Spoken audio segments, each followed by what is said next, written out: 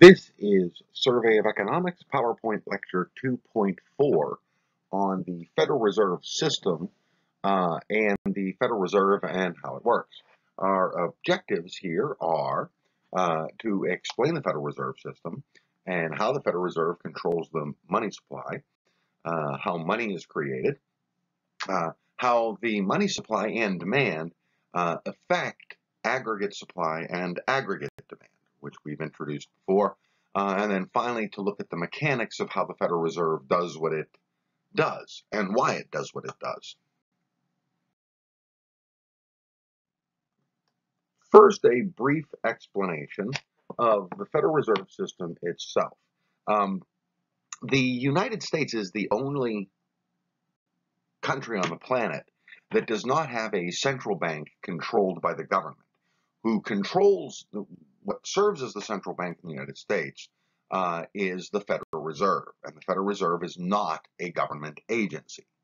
The way that they've designed it is that there are 12 district banks, and we'll take a look at the map of those banks in just a minute. All of the banks that we use are all members of one of these 12 district banks. The private sector, or you and me, the common man, that we don't use Federal Reserve banks, at least not directly. We use banks that are members of these district banks. For example, here in Western Pennsylvania, all of the banks in this area are part of the Cleveland Western Reserve Bank. Okay, now these banks each have their own bank manager. Okay, so there are 12 heads of the various district banks. Now, in addition to that, in the 1930s, they created a Board of Governors. Now, the Board of Governors currently has 7 members, which are appointed by the president, okay, with senatorial approval. And the president of the Fed, which is currently Jerome Powell, is also appointed by the president for a 4-year term. And the longest standing one in my lifetime was Alan Greenspan. He is not the longest standing. He's one of the 2 longest standings. But in my lifetime, Alan Greenspan ran the Fed, from 87 till 2006, in that neighborhood, 2008. 21 years. Now, the Federal Reserve functions, the way that it works, okay, in the first case, it's the bank's bank. As I said, all of the various banks, okay, they have an account at the Federal Reserve in the appropriate district. As I said, the banks here in the Western Pennsylvania area, all of the banks here have an account at the Cleveland Federal Reserve, okay? The second function of the Federal Reserve is that it is the federal government's bank, okay? This is tax season. We all pay taxes. When the government brings money in, and also when it spends money, but when it brings money in, it deposits it in its account at the Federal Reserve, okay? And then finally, and perhaps most importantly, what the Federal Reserve does is control the supply of money in the United States. And we'll look at the end here how technically they actually do that.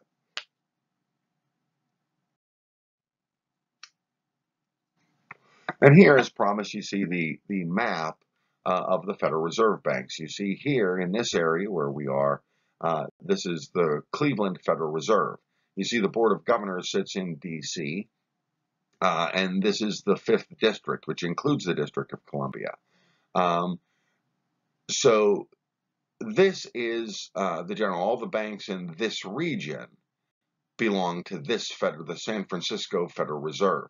These are also, if you ever look at money, I don't think they do it anymore. They with the older circulated money, they've phased it out.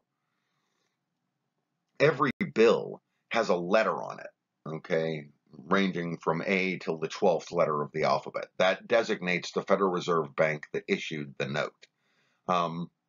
What money actually is, what currency actually is, if you have a dollar in your pocket, what currency actually is it's an IOU from whatever Federal Reserve district bank issued it, okay? So, for example, money that has a D on it was issued by the Cleveland Federal Reserve.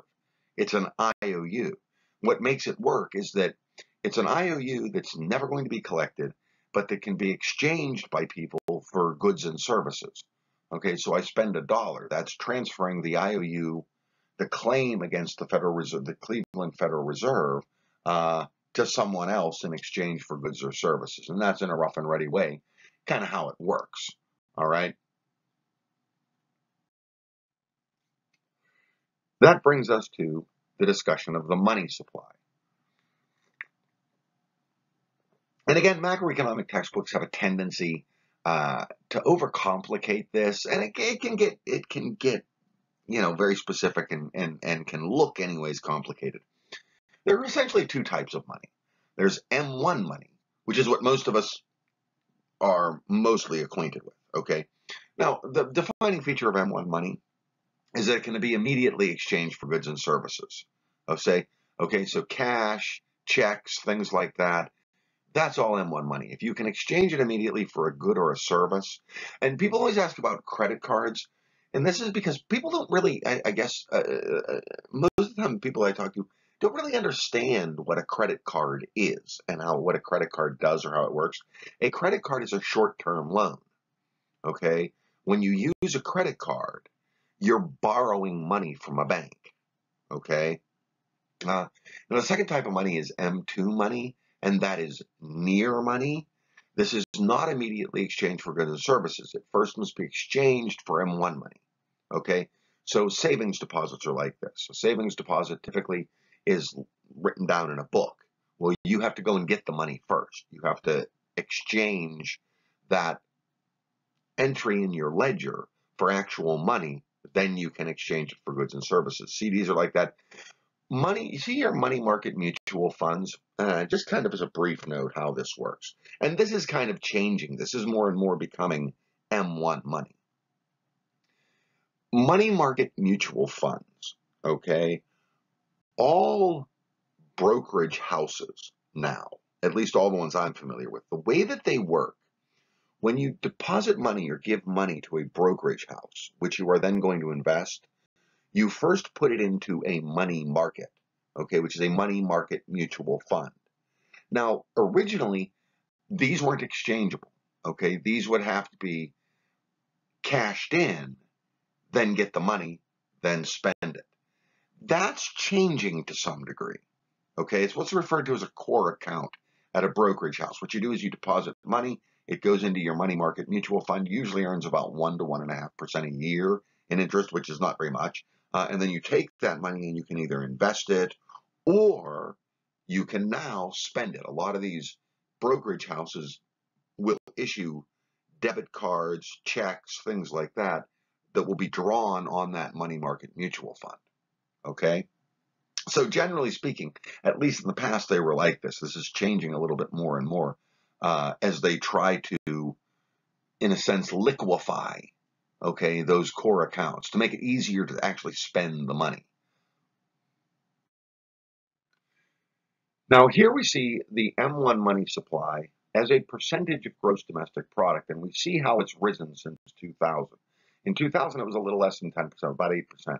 Now it's just a little under 20%. The last I checked, which was in mid-February of 2019, the M1 money supply was in the neighborhood of $3.8 trillion. Okay, and you can check that anytime you like. All you have to do is Google the Federal Reserve, go to the Federal Reserve website, go to data. Over there on the right of data, it has money supply figures. Okay, and you just click on that and you can find out. They track it monthly. Okay, and you can find out at any given point in time and any month what the M1 money supply is, what the M2 money supply is, both nominal, seasonally adjusted. We won't get into any of that, but you can see what it is. And so that's about 20% of GDP, a little bit under, about 18% of GDP. And we'll get into what that means and why the supply of money rises this way. It's ultimately the Federal Reserve that controls the supply of money. And that's something we're going to be particular about, is how they actually do that and the effect that that has on interest rates. We'll get to that later on here. Here we see the components of the M1 money supply. You see that the largest component is currency, okay? Secondly, demand deposits. These are checking accounts. Okay, these are checking accounts, things like that. Other checkable deposits, traveler's checks, that kind of thing, about 17%. And then finally, travelers or other checkable deposits, things like mutual funds that can have checks written on them, things like that. And then finally, we have travelers checks, which is a very low percentage. It doesn't even register here on this graphic. Now, we want to go through this because this appears to be complicated, but it's really quite simple. We just have to follow it through. We talked at some length, okay, about the consumption multiplier that was based on the marginal propensity to consume, if you can recall that. The multiplier was 1 divided by 1 minus the marginal propensity to consume, okay? So that we related changes of income with changes in consumption, with how much is going to be consumed. Okay, well, we're going to do something similar to that. One of the primary mechanisms that the Federal Reserve has is referred to as the reserve requirement. Okay, whatever district Federal Reserve bank a given bank has its account in, the Federal Reserve requires its member banks to keep a certain percentage of all reserves, which is to say all their assets, all their deposits, okay, a certain percentage in their Federal Reserve account, okay? And so someone comes into a bank and deposits money. That bank then takes whatever the reserve requirement is, okay? Let's say, and I'll explain this in the next few slides. We'll just look at it here. Let's say that the reserve requirement, that the Federal Reserve requires banks to keep, say, I don't know, 20%, okay, in their Federal Reserve account, okay? So if someone comes in and deposits money, 20% of that is held on reserve by the bank in its Federal Reserve account. The other 80% gets lent out. Well, that then gets deposited at another bank, okay? That other bank has to keep 20% of that on the Federal Reserve, okay? The remainder is excess reserves, which can then be lent out, which then gets deposited at Bank 3. They have to keep 20% of that, okay, on reserve. What makes this whole thing work, and then et cetera, what makes this whole thing work, and you keep going until there are no more lendable funds, no more excess reserves available. And again, in the next few slides, we'll go through it. This graphic just kind of gives a brief introduction to the idea. And the basic idea behind this is that when a bank lends out money, it does not lend out cash. When you get I don't know, a student loan or an auto loan or a loan for a mortgage, they don't give you a bag of money that you then go and spend. What they do is they give you a check. The money behind that check is still here at the bank. 20% of it goes to the Federal Reserve, okay? So they then lend that out so you can deposit it. You deposit a check. You don't deposit actual currency when a loan is made, okay? So that's how the system can ripple through, and we'll take a look at that in the next few slides, how that works. Let's go through this now with a little bit clearer example, and keep in mind that graphic. Okay, so a deposit is made at Bank 1. Let the deposit be $100. The reserve requirement is the percentage of total deposits required by the Fed to be kept at the Federal Reserve Bank. We've talked about that, right?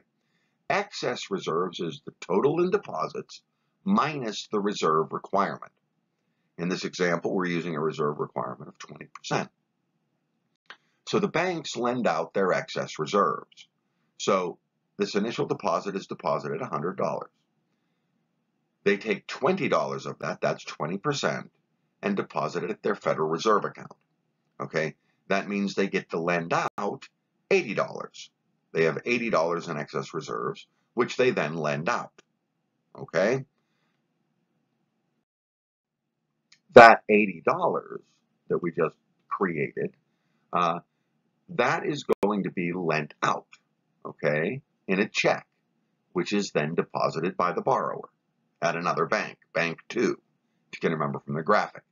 Now Bank 2 has excess reserves of $80, which was the check that was just deposited. And remember, this check was a loan that was given out based on that original $100 deposit, minus the reserve requirement, 20%, which is $16, which they keep at their Federal Reserve, in their Federal Reserve account. That means they have $64, which can then be lent out. This no loan of $64 is then deposited. Bank 3 now has excess reserves of $64 minus the $12.80, that's 20%, that they have to keep on reserve, so they can lend out $51.20. Okay, so far, just based on that deposit of $100, the banks have lent out $80, $144, 80 plus 64, $51.20, which is 144 plus 51.20, 193.20, I think. And that process continues until no more excess reserves remain. This brings us to the money multiplier.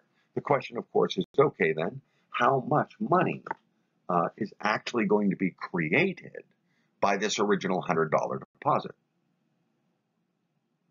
Okay, and it's very similar. If you can recall back to our discussion of fiscal policy, it's very similar to how the consumption multiplier worked for aggregate demand in the discussion of fiscal policy. Okay? Think of it the way that we worked that. If you can go back and remember that or look back at it, what you had was two things: marginal propensity to consume and marginal propensity to save. Well, think of the reserve ratio as savings for a bank. A bank by law is required to save a certain percentage. Okay?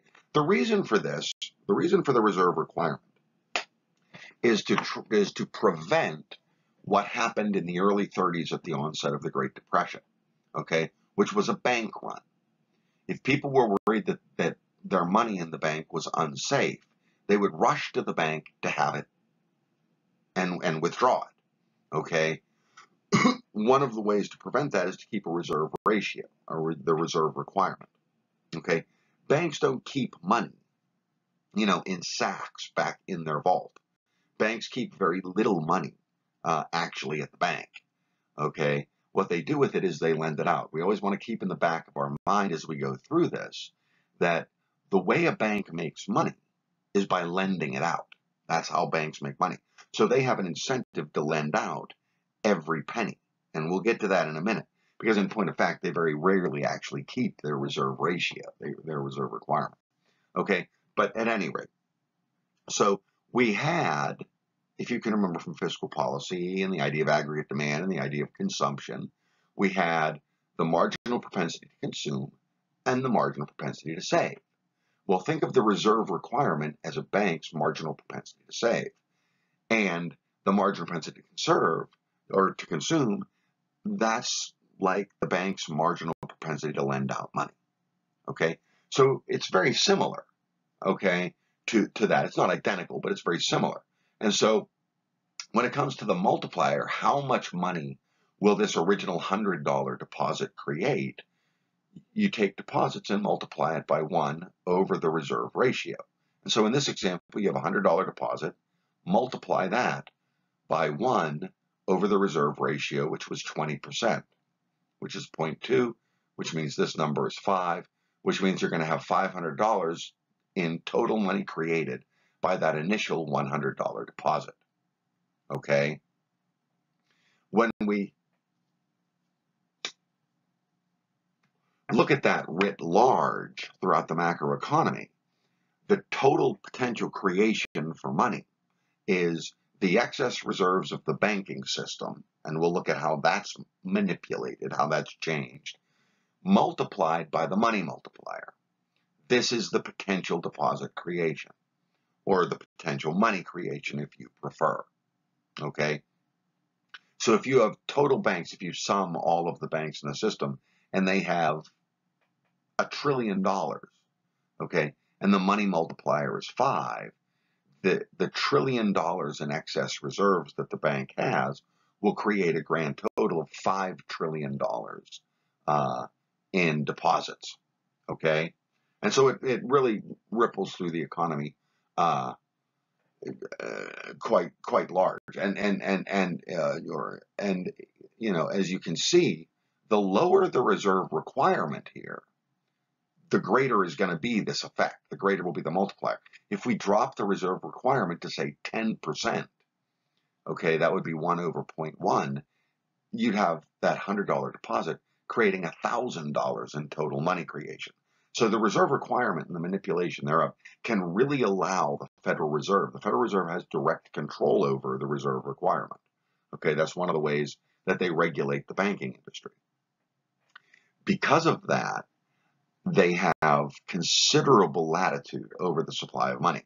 They can dramatically expand it or squash it using the reserve requirement, which is why actually of the tools that we're going to go over later on of how the Federal Reserve does what it does, changing the reserve requirement is one of the least used tools by the Federal Reserve, because when they change the reserve requirement, it changes this, okay? And that has a multiplicative effect on money in the system. And so you want to be fairly reserved. It's a very dramatic effect if you change that.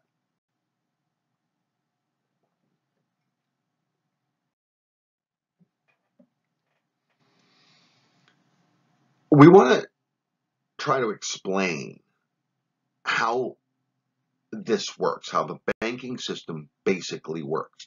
We'll deal with this again when we get to international trade, okay, which we'll get to next week, okay, within the next lecture. And this is something that is a subtle point when it comes to international trade. Right now, the big controversy is the ongoing negotiations between the People's Republic of China and the United States over trade, okay? When it comes to international trade, and we'll deal with this more specifically when we get there, it matters less the direction of trade and more the volume of trade. And it's because of this dual use of money. This is something that at least intuitively we know, okay? How the multiplier works and how the banking system works, the way all of this functions, is based on what I would call the dual use of money, okay? Think about it very simply. If you take money, okay, a check, and deposit it at the bank, you both get to use that money, okay? If I deposit $10,000 in the bank, I get to use that $10,000 to buy things, okay? To repay loans, to do whatever with, okay? To put as another tranche of payments for this ongoing kitchen remodeling that we're doing around here, okay? But at the same time, the bank doesn't keep that money there for me, okay? It's all done on paper transactions. So while I get to use that $10,000 to buy things, they get to take that $10,000 and lend it out to people, okay? That's when it gets hit with the multiplier, okay? Because they lend it out to people who deposit it, and then they get to dual use the money. They get to buy things, the bank gets to lend it out, okay? And so the depositor gets to use the money to pay bills and buy commodities. The bank gets to use it to lend money out. And so, in point of fact, when the reserves of banks increase, when I make a deposit, it doesn't simply increase the supply of money based on the money multiplier, okay? It also is going to push up aggregate demand, which is what we're going to get to in a minute. It also gets to push up aggregate demand by increasing consumption, okay? Because if we look down here, okay, given the reserve requirement from the previous example, $100 deposit, the total lending we just calculated last time, the reserve requirement was 20%, and that $100 deposit created $500. Okay, that was this ripple effect of loans going through and deposits being made. At the same time, I get to spend, the depositor gets to spend that $100. This becomes multiplied by the consumption multiplier. Go back and look at PowerPoint 2.3, the previous PowerPoint, and you'll see how this functions, which is 1 over 1 minus the MPC. The MPC is 0.8. Then that $100 deposit creates $500 in spending. All right? So in addition to the bank lending it out and creating $500 in money, it also creates $500 in spending. So that $100 deposit actually is going to create $1,000 in lent money and in consumed money. So it has quite a dramatic ripple effect through the economy. Okay? This is critical to understand, this dual use of money. So sit for a minute and think it through how this works. Because as we saw in the previous PowerPoint 2.3, when someone spends money, when I spend money, okay, the money I spend becomes income to someone. They then go and spend a certain percentage of it. Then that person spends a certain percentage of it. Then that person spends a certain percentage of it. That's the consumption multiplier, okay? So my $100 in spending becomes $500 in spending. Same thing works with depositing it in a bank. The difference is the dual use of it. At the same time all of this spending is being created, the same money is also creating all of this lending. Okay?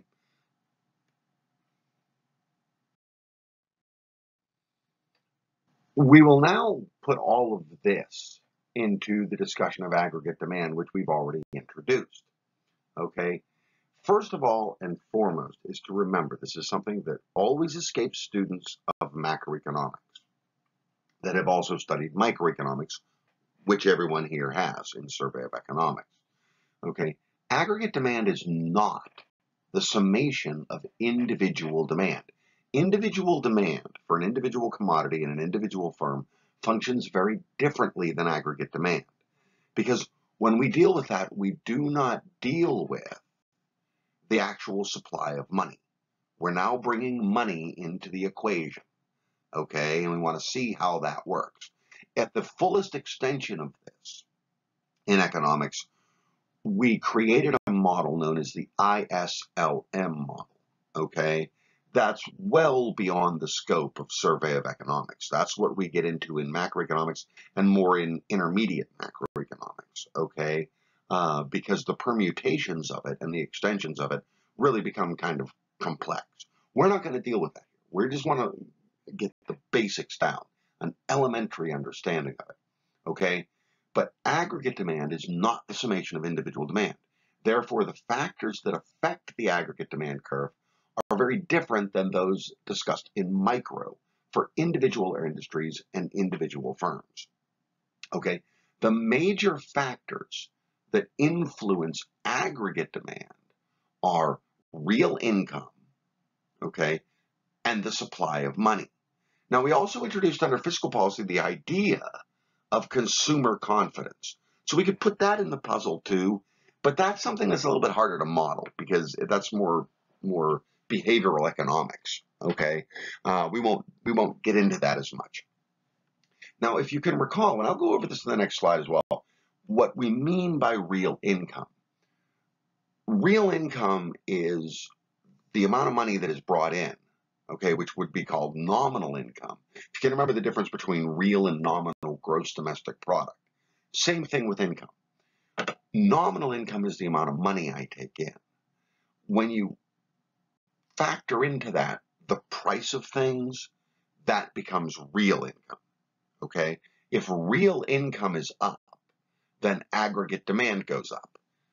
This is similar, okay, isn't it, to what we talked about in microeconomics, okay?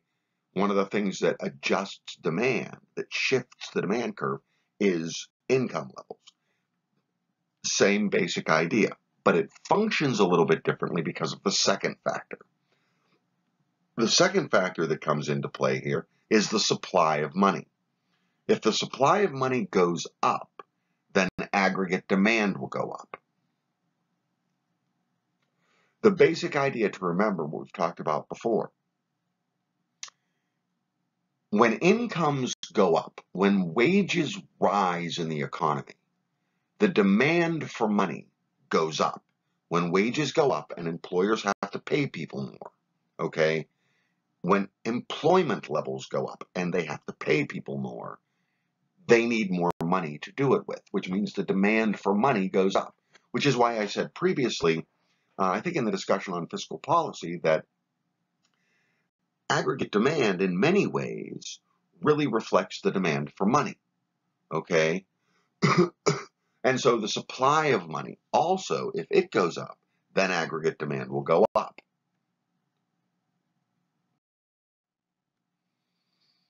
This is the recollection of what we talked about in 2.1 on business cycles and then on economic growth as well. Okay? If there is an increase in wages that is greater than the increase in prices, then real income is increasing. The result of this is an increase in aggregate demand, the result of which is an increase in aggregate supply, the result of which is economic growth. All of this was part of what we talked about in the growth cycle of the economy. Okay, when we talked about the business cycle, we talked about growth, the peak, recession, and trough. This is all the growth cycle. Wages are rising at a rate greater than the rise in prices, which means real income is going up, which is pushing aggregate demand up, which is pushing aggregate supply up, which in turn is increasing the demand for labor, which increases pushing wages up, which increases in turn is pushing incomes up, etc. And that's the growth cycle. Okay. Whereas if the increase in wages is less than the increase in prices, then real income is dropping, resulting in reduced aggregate demand. And I introduced this as being the major trigger for recession. It should be probably pointed out here. I've been pointing this out a lot lately, that there really is not consensual agreement among economists as to what actually triggers a recession. Okay, we all have different attitudes on that, and we're not going to get into them at any great length here. This is Survey of Economics, after all. I side, and for the most part, the monetarist argument is that the major reason for recessions has to do with the balance of wages and prices, which is to say, real income, the balance of real income. When real income is rising, you have aggregate demand increasing, and you have a growth cycle. When real income is dropping, you have reduced aggregate demand and therefore a recession. And we looked at that in 2.1. You can go back there and take a look at that to refresh your memory. We did pretty well on that one in terms of what that means in terms of, you know, real incomes rising, aggregate demand going up, the growth cycle, and how that comes to a conclusion, because there's a time lag. The increase in wages, the demand for labor, begins to level out as you get towards the peak of a business cycle, and therefore the increase in wages starts to level out. But there's a time lag, so that the increase in prices continues, and eventually the increase in prices outstrips the increase in wages, which means real incomes begin to go down and it triggers a recession. And here we have a simple model, simple drawing of what an increase in aggregate demand looks like. Okay, when real income goes up, aggregate demand slides outward, the aggregate price level will go up, the aggregate output level will go up, increasing ultimately aggregate supply. This will be movement along the aggregate supply curve. Okay, and so too, if real incomes were to drop, the aggregate demand curve would slide inwards like this, and you would have a reduction in price levels and a reduction in general output. Okay, what you see here, that's consistent with the growth stage of the business cycle. If it went the other way, that would be the recessionary stage of the business cycle.